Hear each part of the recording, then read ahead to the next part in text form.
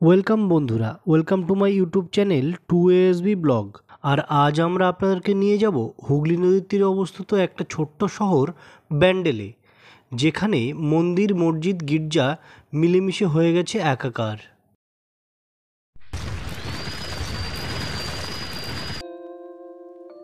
আমরা প্রথমেই এসে পৌঁছালাম ব্যান্ডেল চার্চে। সকাল 8টা থেকে বিকেল 4:50 পর্যন্ত খোলা থাকে এই চার্চ। আমাদের ঢুকতে ঢুকতে দেরি হয়েছিল, প্রায় শেষ লগ্নে আমরা এখানে এসে পৌঁছাই এবং অবশেষে ব্যান্ডেল চার্চের মধ্যে প্রবেশ করি।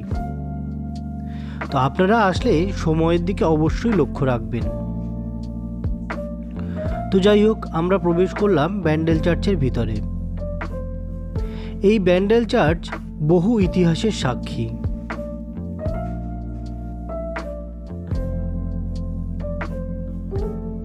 হুগলি নদীতে যাতায়াতের সুবিধার কারণে বেশ কিছু ব্রিটিশ বণিকরা এই ব্যান্ডেলে তাদের ঘাঁটি গাড়ে, আর তাদের হাতেই প্রতিষ্ঠিত হয় এই ব্যান্ডেল চার্চ।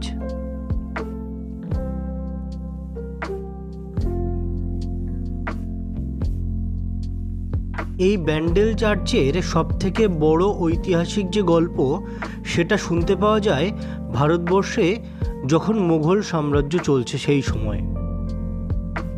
শোনা যায় একবার সম্রাট শাহজাহান এই ব্যান্ডেল চার্চটি ধ্বংস করতে চেয়েছিলেন। সেই কারণে এই ব্যান্ডেল চার্চের ফাদার এবং কিছু খ্রিস্টান ধর্মাবলম্বীকে তিনি নিয়ে যান তার রাজসভায়, এবং সেখানে তাদেরকে হত্যা করার জন্যে কিছু বুনো হাতিকে ছেড়ে দেন সেই ফাদারের সামনে। ঘটে যায় এক অবিশ্বাস্য ঘটনা। সেই বুনো হাতিটি ফাদারকে হত্যা করার পরিবর্তে তার সুর দিয়ে ফাদারকে প্রণাম করার অঙ্গভঙ্গি করতে থাকে। এই ঘটনায় সম্রাট শাহজাহান বিস্মিত হন এবং ফাদার সহ সমস্ত খ্রিস্ট ধর্মাবলম্বীদেরকে আবার ফেরত নিয়ে আসেন এই ব্যান্ডেল চার্চে। এই ঘটনার পর থেকে হিন্দু, মুসলিম, বৌদ্ধ, খ্রিস্টান সকল মানুষের কাছেই এই জায়গা হয়ে ওঠে এক পবিত্র স্থান ও দর্শনীয় স্থান।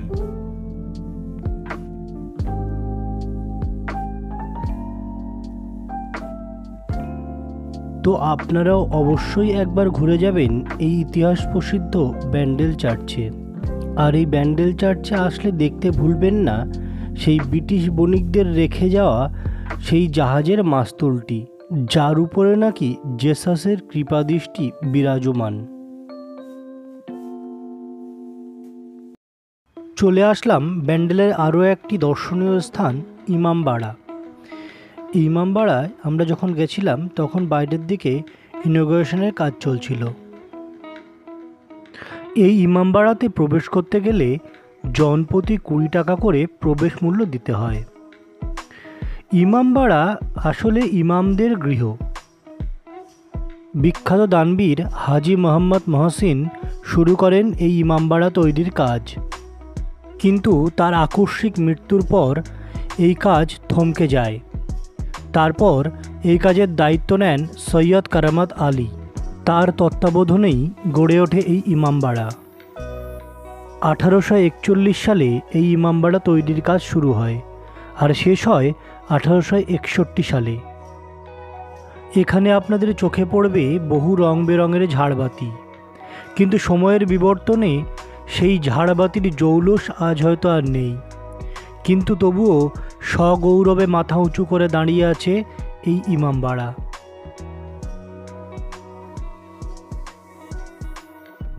ইমামবাড়ার পেছন দিকে নদীর পাড়ে গেলে দেখতে পাওয়া যাবে বিজ্ঞানের এক আশ্চর্য আবিষ্কার, সূর্য ঘড়ি,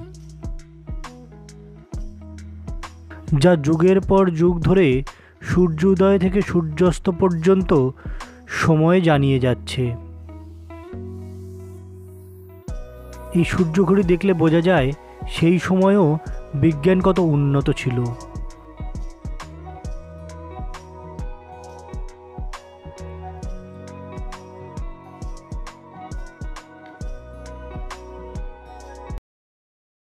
চলে আসলাম ব্যান্ডেলের আরও একটি উল্লেখযোগ্য দর্শনীয় স্থান, হংসেশ্বরী মন্দিরে।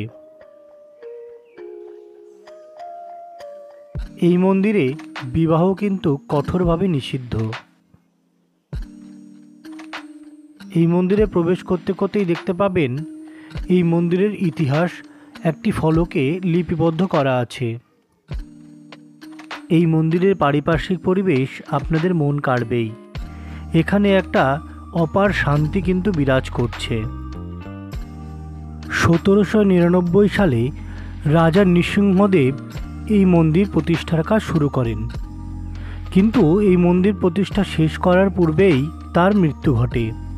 পরে 1814 সালে তার ছোট রানী শঙ্করী দেবী এই মন্দির নির্মাণের কাজ শেষ করেন। এই মন্দিরের পাশেই রয়েছে অনন্ত বাসুদেবের মন্দির। 1679 খ্রিস্টাব্দে রাজা রামেশ্বর দত্ত এই মন্দিরটি নির্মাণ করেন। এই মন্দিরের গায়ে কিন্তু আপনারা দেখতে পাবেন সুন্দর টেরাকোটার কাজ। আর এই মন্দিরের ভিতরে কিন্তু কোনো মূর্তি নেই, এর ভিতরে আছে অনন্ত বাসুদেবের একটা ফটো। এখানে মা কিন্তু পদ্মের উপর বিরাজমান। আর এই যে মূর্তিটি দেখছেন এটা কিন্তু কাঁঠাল কাঠে নির্মিত।